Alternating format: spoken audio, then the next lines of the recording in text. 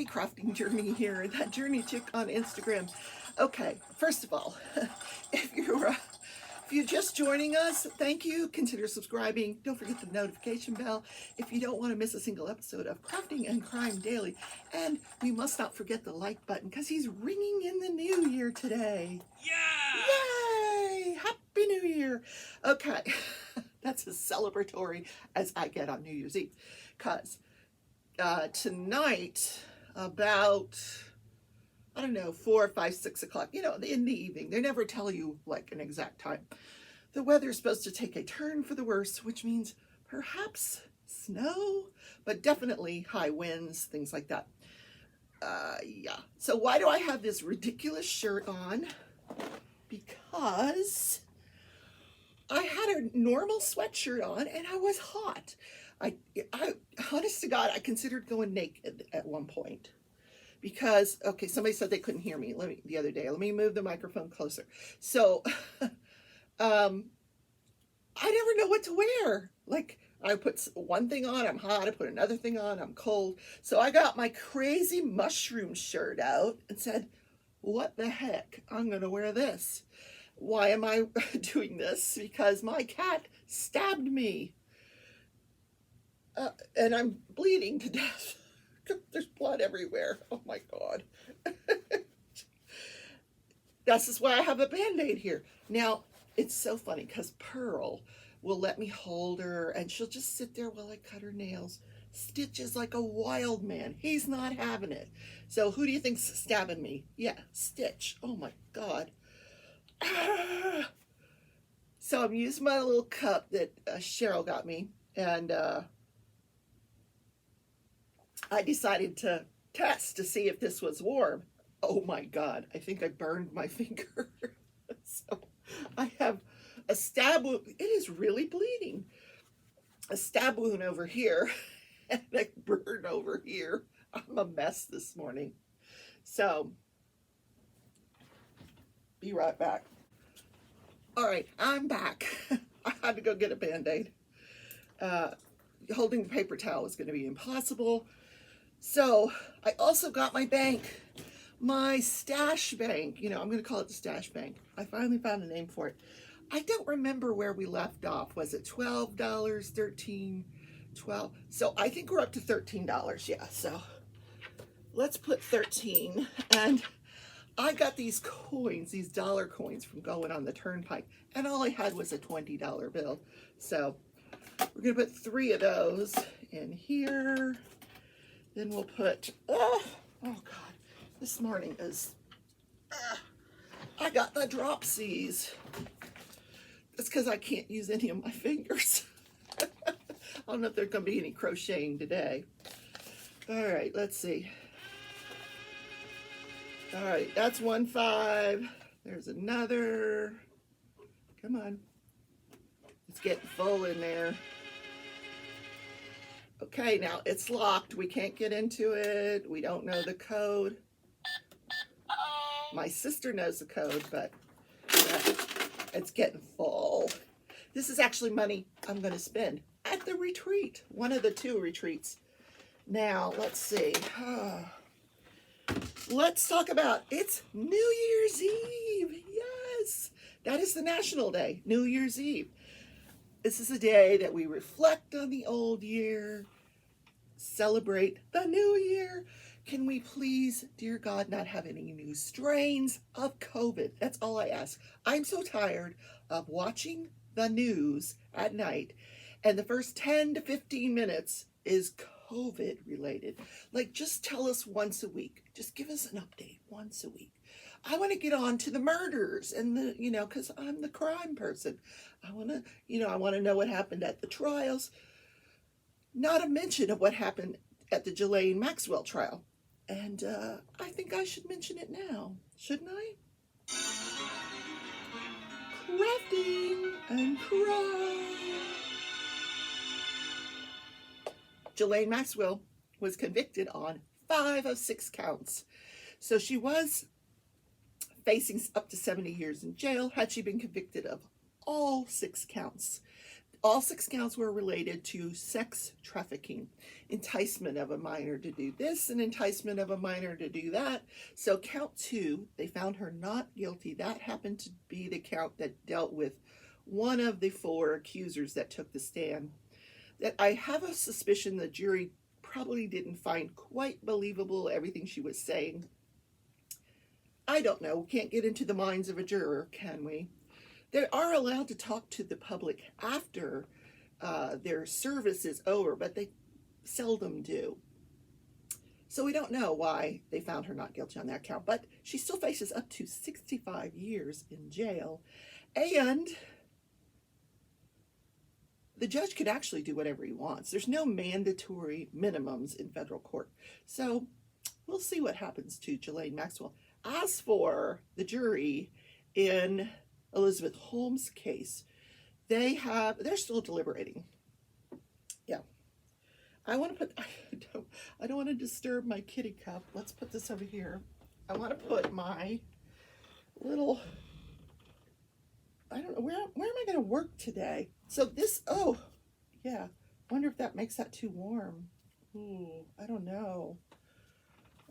Guys. I don't want to, I'm having enough trouble with the glue on this painting. I don't need to contribute to it with a warmer. Hold on, let's, because it's not hot, but it is warming up the canvas. So we don't want that to happen. So we're gonna put this right there. Yeah, all right. So I think I'm gonna work over here. I wanna work on the top of this tree here. So I finished pretty much everything in this corner, all the way maybe up to this area here. All that is, my sister and I have been working on this together. She's been working on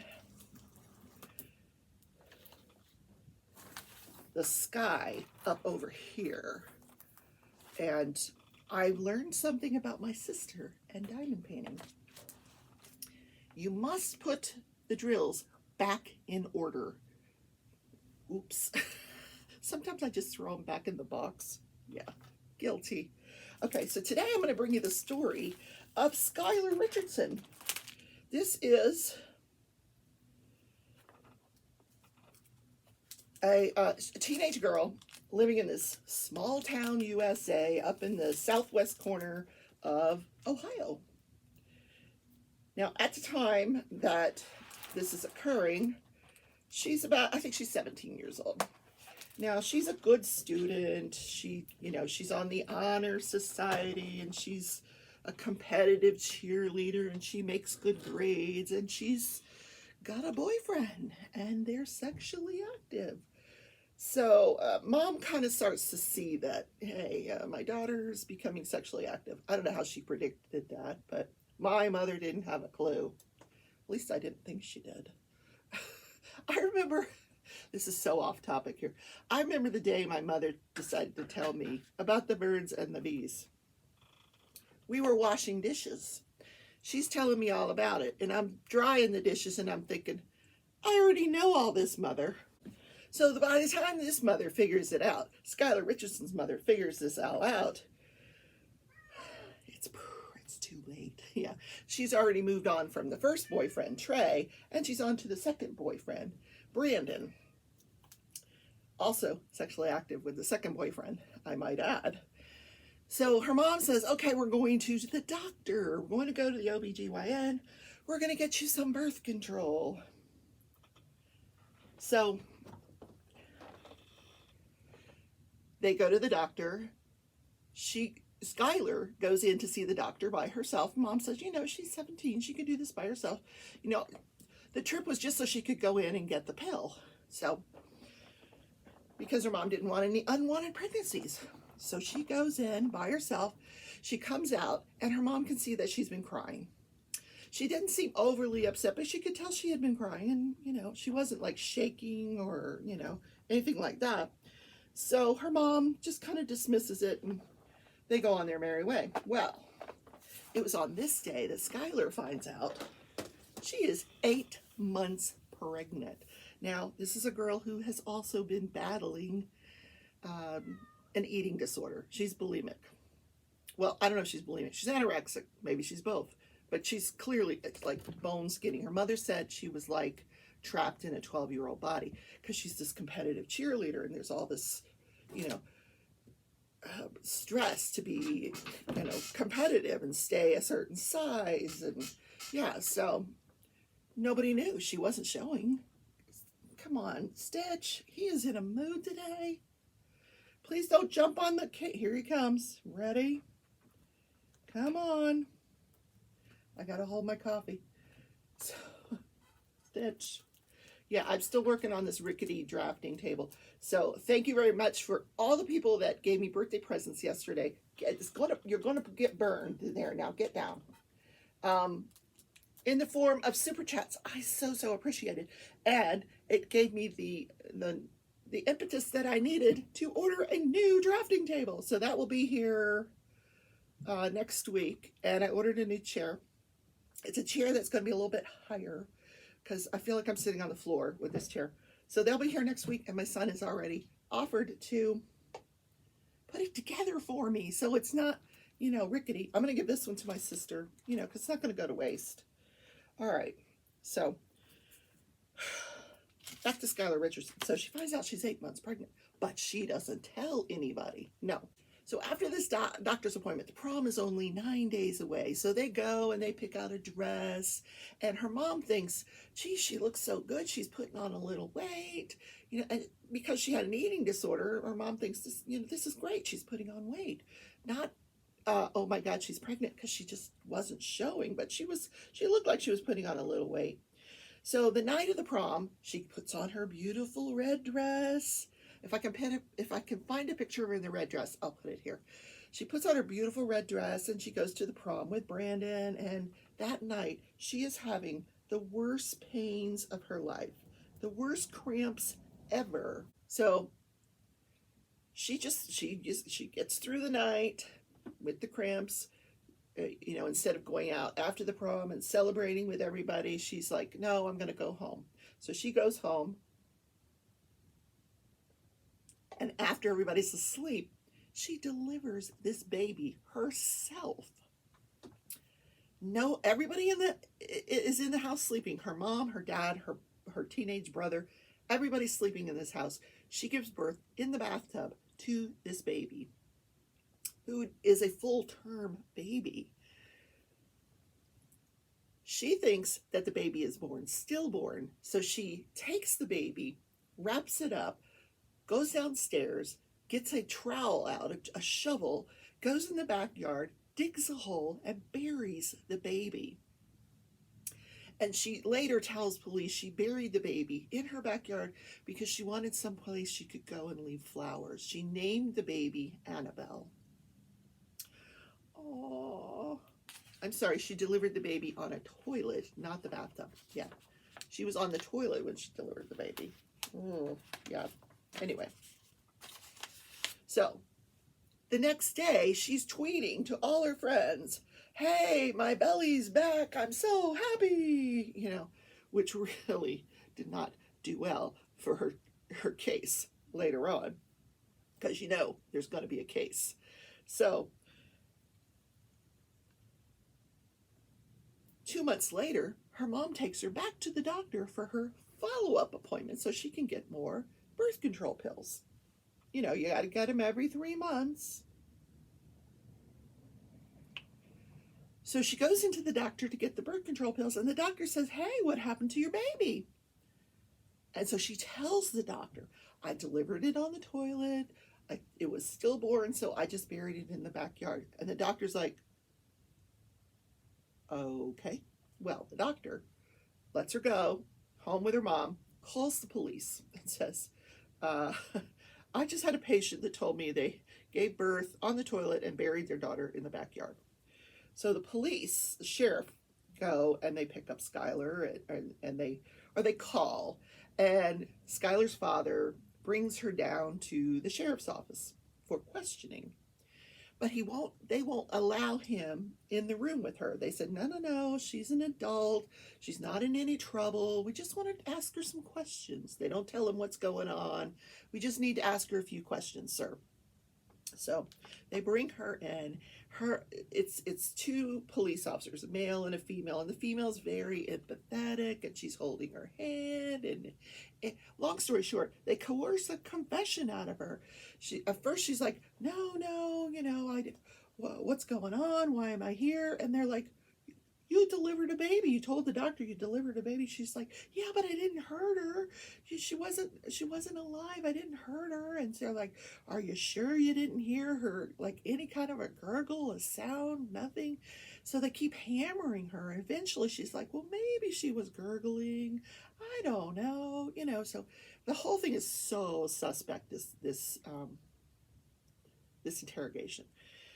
So to the point where she finally admits, and they did read her Miranda rights, and they have her sign a form that she understands that she has the right to remain silent and requests an attorney and blah, blah, blah. She waives all that, and she tells them that she did it. She buries the baby in the backyard, but she maintained that she didn't hurt the baby up until they start coercing her, and then she's kind of second-guessing herself. Meanwhile, she's like over the moon, distraught, crying, and. So finally, the male officer leaves. He goes out in the hall and tells Dad what's going on. So Dad goes and hires a lawyer. They don't charge her with anything yet. So they send over a team to dig up the backyard, and they find the baby. Send it for an autopsy. The bones of the baby were sent to a forensic anthropologist who says that the baby has been burned. The bones are charred. This baby has been burned. What? First of all, it's impossible. You can't burn a baby. Well, I mean, I don't know. Anyway, not the way they're describing it in any case. So the police officer calls the parents. Can you bring her back down? They bring her back down. Interrogation number 2. So they said, listen, even before the police officer goes into the room, he double and triple checks with this medical examiner. Are you sure this is a burn? Yes, the bones are burned. This is charring. The bones are burned. So he goes in and he says, listen, we know you burned your baby. No, I didn't hurt. What? She seems completely dumbfounded by this accusation. We know the baby's bones were charred. What did you do? And they keep telling her and coercing her and coercing her. So finally she says, well, I did have a lighter, and maybe and they said, well, were you trying to cremate her? And they said the word cremation like 9 times. So finally she says, well, maybe I cremated her a little, and when did you do it? What part of the body did you start on? I mean, it was completely disgusting. So it was a false confession in the truest form of a false confession. So fast forward, she's charged with aggravated murder. She is charged with involuntary manslaughter, child endangerment, and abuse of a corpse. Yikes. She's in big trouble. Life in prison is what she's facing. So she gets a good lawyer, and the lawyer says, this is a false confession. So the trial starts, opening statements, and they find out. Now, the investigation has continued. Guess what? The forensic anthropologist is not going to testify. She has changed her mind. She no longer thinks that the baby was burned, that the bones were charred. No, on second thought, those bones aren't charred. There was no burning of the baby. What? But prosecution thinks they still have enough evidence based on the interrogation that they can get her on aggravated murder.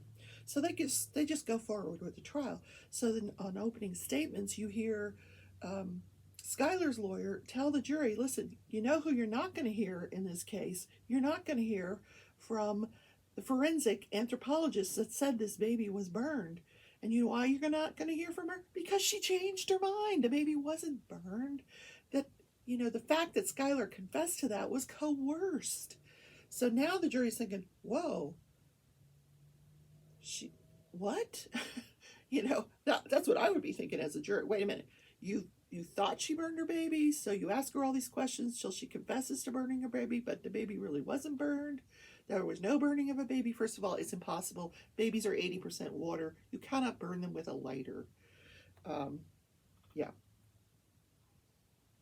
So the plot thickens. So the trial goes forward, and closing statements can happen, and they're saying, listen, see, you didn't hear from this person. Skyler did not commit murder. What Skyler did was she gave birth to a baby unassisted.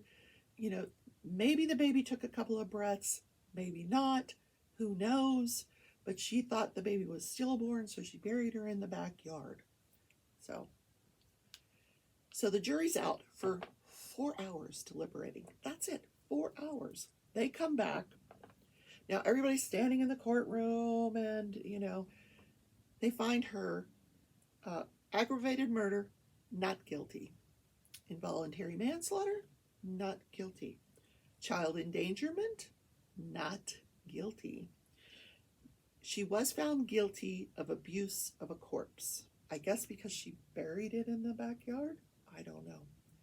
Which was the least of all the charges. So she could have gotten up to 3 years in prison for the charge that she was found guilty of. So, good thing for this girl, right? So, fast forward the next day, the judge is prepared to sentence her, and he gives her a dressing down. He said, listen, life is precious, and you didn't care about this life. You didn't seek prenatal care. You didn't tell anybody that you were pregnant. You gave birth without assistance. You didn't care about this baby's life. He goes, I hope in the future you value life a little bit more than you did in this case. Which she completely deserved, that dressing down. I don't disagree with that. So he sentences her to 3 years probation, supervision. So she is now in college. She has a new boyfriend. She lives at home. He released her, so she could go. But he says, I'm going to let you go back home. But she's on probation for 3 years. She is getting treatment for her eating disorder. But the judge does one final thing. He orders that the remains of the baby be released to Skyler Richardson's parents. They had made a motion to ask if they could have the remains of Annabelle to conduct a proper burial. And he says, yes, I will release the remains. I'll order the police to release the remains to you, or the coroner to release the remains to you, so you can have a proper burial. And if you don't do it properly, you're going to answer to me. So they did. She's buried in a graveyard cemetery not far from the family home, and Skyler puts fresh flowers on that grave all the time. The end. Yeah. Interesting case. So the reason I am having so much trouble with this canvas, it's a Dreamer design canvas. And there are 2 symbols. One is an H, which is red, a red letter H. And the other is like a barbell that's red. And when you put the 2 together, you cannot tell the difference. And of course, they're right next to each other. And they're both dark green. And they're both part of the tree. So you know what? If I don't get it right, I don't get it right. But if I can take a close-up of the 2 symbols, I'll put them up here. But it's very annoying. The other thing that's annoying is that there's places on the canvas. This is not one of them. It's very sticky. But there's other places where you put your hand. There's no glue. No glue. Yeah. I did manage to put down in here all these stones. There was no glue there. But I did manage to put the drills down, put a book on it overnight, and they seem like they're staying. I don't see any of them popping off, but I'm afraid to roll the canvas up, that I'm afraid they'll come off. So clearly my sister and I are not going to finish this canvas before tonight, because we've got all this up here to do, and we've got the house to do, because she's got a kit up for her ticket to ride. She's going to Neuschwanstein's castle in Germany. She's going to Germany. I'm going to Paris. Different flights. So she's got a kit up for hers so she can put her, picture. And so this will be put away for another time. I'm going to lay it flat somewhere. I'm going to hang it on a hanger and put it in my third room because I don't trust rolling it up. I think the drills are going to come off. I have written to Dreamer Design about that, although I don't think that it's their fault. I think it's an industry issue right now with the glue, because I know Uniquely Yours Down Under glue. There's been complaints about their glue. I know there's been complaints about the glue on the Treasure Studios art canvases. I think something's going on. I don't know if there's a shortage of glue. Maybe, we all know that there's shortages of certain things. I couldn't find the fruit to make fruitcake. Maybe there's a shortage of glue. Who knows? Guys, it is New Year's Eve, so let me just tell you, Dreamer Designs is having buy one, get one 50% off. This is the enabling part of the show. 20% off of all of the canvases at Diamond Art Club. And they even have a countdown. I gotta tell you, it's so funny. Yes, countdown. 15 hours, 51 minutes, and 44 seconds left to get 20% off. Now, the reason this is a good deal, 20% off, you're thinking, no big deal. However, Diamond Art Club never lets you use more than one coupon, so to speak. Well, what they've done is they've already marked everything on the site 20% down. So when you put it in your cart, it's already marked 20% down. So if you've got a reward or another coupon, you can put that in and use it. And then it's even cheaper. So this is like the best time. If you got a gift card or a reward, use it now because you already get the 20% off and you get even more off. So it is a good deal. Also, Hirschner's has got up to, that you heard me say, up to 60% off of yarn. What? No, I'm not going to buy anything. So yesterday I did a live show where I unboxed or unbagged some Lion brand Santa sacks. 2 of them. They were identical. And we knew that was a chance. I knew that was a chance. But I said, I'm going to give away the second sack if it's identical. So for yesterday's live, and I'll put it up in the eye here, click on that, watch the video, leave a comment, and then you can enter to win this Santa sack. What's inside? You'll have to watch that video to find out what's inside. And I'm also giving away 2 just plain sacks, just 2 plain Santa sacks to two more lucky commenters. And this is good for, like, if you have a large yarn project, maybe you're making a blanket, you can use this as a big project bag. Yeah. Thanks to the viewer that suggested that. I appreciate that. I never thought of that. That's a great idea. Oh, now I'm getting cold. I don't know how to dress in my own home. One minute I'm cold, next minute I'm hot. Oh my word. Lots of stuff going on tonight and this weekend.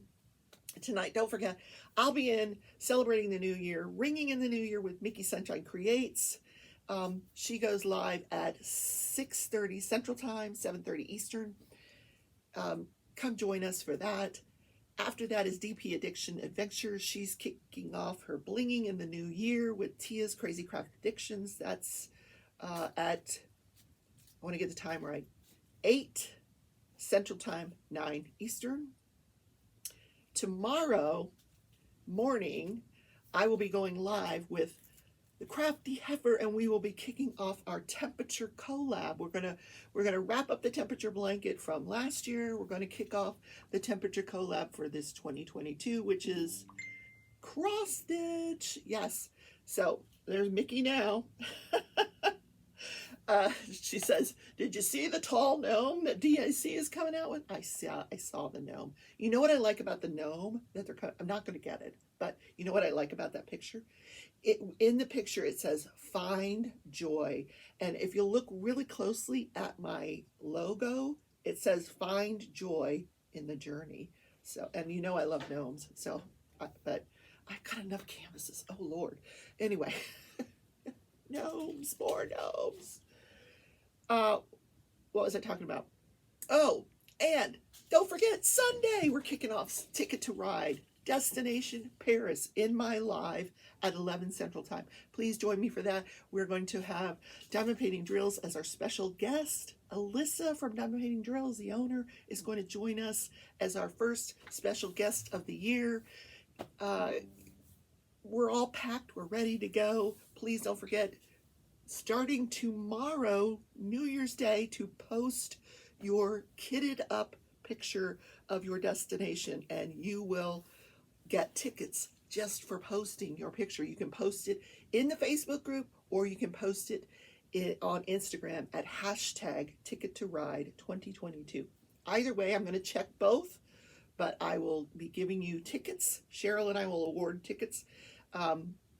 We haven't decided how many, but we're going to get tickets for putting up your kitted up painting. And then every week, when you post your progress, once a week, if you post your progress, we will give you additional tickets toward prizes at the end. Now, you can post your progress every single day if you want, but we're only going to award tickets once a week for the progress. And then we're going to start kicking off the puzzles and the scavenger hunts and all those fun things that are going to go along with the Ticket to Ride. So it's not too late to join.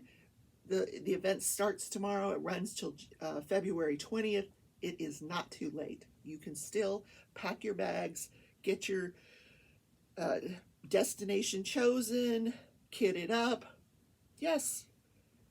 Fill out the passport application. That's a Google form that gives us your address so we can award prizes, things like that. Even if you don't want prizes, we need the Google form because I can't tell you how, but some of that's going to play into some of the games later on. Cheryl's the game guru. I haven't a clue, but Cheryl knows all about that. She's my co-host, and she's moderating over in the Facebook group, which is called Ticket to Ride Destination Paris, which is where you will find the passport application. There's a link to the Facebook group down in my description. Yay! Okay, guys, that is the show for today. Happy New Year, everybody. I will see you tonight in Mickey's Live. Say hi to me in the chat during Jen's Live. And hopefully I'll see you tomorrow for the temperature blanket. Kick down, and the temperature I can't even say it. Temperature cross stitch kick off tomorrow. We haven't decided what time, but I'm going to get together with her. We'll decide on a time. I'll put up the thumbnail. And the thumbnail for the Ticket to Ride on Sunday is already up there. If I can link it up here. Go in there, set the reminder. Yeah, don't forget, the like button's ringing in the new year with us. Yes!